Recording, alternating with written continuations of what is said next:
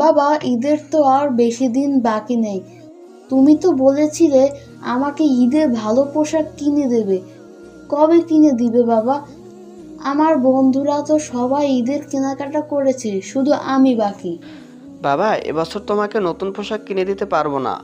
গত বছর যেটা কিনে দিয়েছি সেটা তো নতুন আছে, সেটা পরবে, সমস্যা কি? না বাবা, আমার নতুন পোশাক চাই। পুরাতন পোশাক পরবো না আমি। বাবা, এত টাকা আমি কোথায় পাবো? যা ইনকাম করি তাতে তো কোনো মতে সংসার চলছে। তাছাড়া ঈদের জন্য কিছু বাজার করতে হবে, ভালো মন্দ খেতে হবে আমাদের। না বাবা, আমি ভালো খাবার চাই না, আমাকে নতুন পোশাক কিনে দাও। আচ্ছা, দেখি কি করা যায় তাহলে। ঠিক আছে বাবা।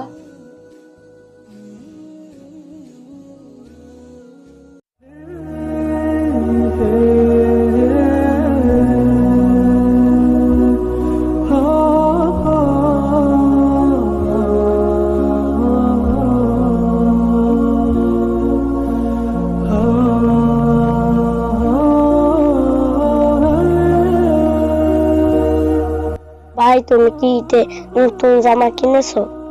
না ভাই, আমার তো এখনো নতুন জামা কেনা হয়নি। ও, আর আমার বাবা আমাকে অনেক টাকা দিয়ে জামা কিনে দিয়েছে। আমি ঈদের দিন নতুন জামা পরবো, সবাই আমার দিকে তাকিয়ে থাকবে। ও আচ্ছা, খুব ভালো। তোমার বাবা তো অনেক বড় চাকরি করে, তাই তোমাকে ভালো জামা কিনে দেয়। কিন্তু আমার বাবার এত টাকা নেই। ও, তোমার বাবা তো অনেক গরিব, কিভাবে তোমাকে জামা কিনে দেবে?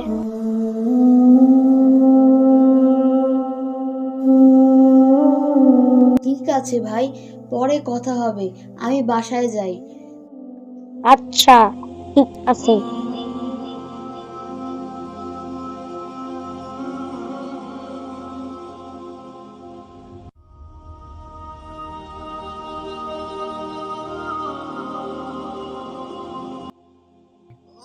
বাবা বাবা, তুমি আমাকে নতুন পোশাক কিনে দাও। সবাই আমাকে নিয়ে হাসাহাসি করে। ঠিক আছে বাবা, চলো বাজারে যাই, দেখি তোমাকে একটা নতুন পোশাক কিনে দিতে পারি কিনা।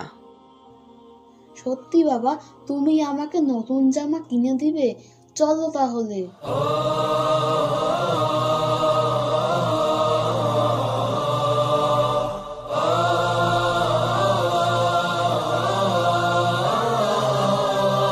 আসসালামু আলাইকুম। ওয়ালাইকুম আসসালাম। ভাই, আমার ছেলের জন্য একটা জামা দরকার। ও আচ্ছা, দেখুন তাহলে কোন জামা পছন্দ হয়। ওই জামাটার দাম কত ভাই?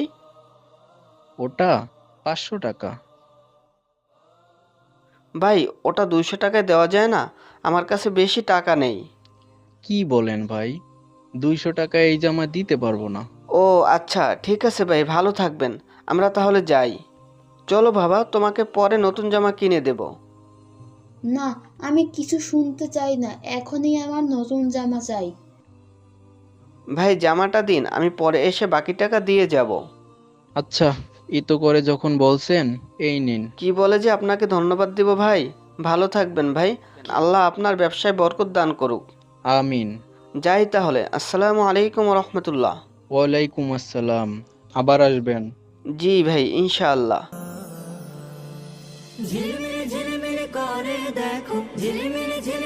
বাবা, আমি আজ অনেক খুশি।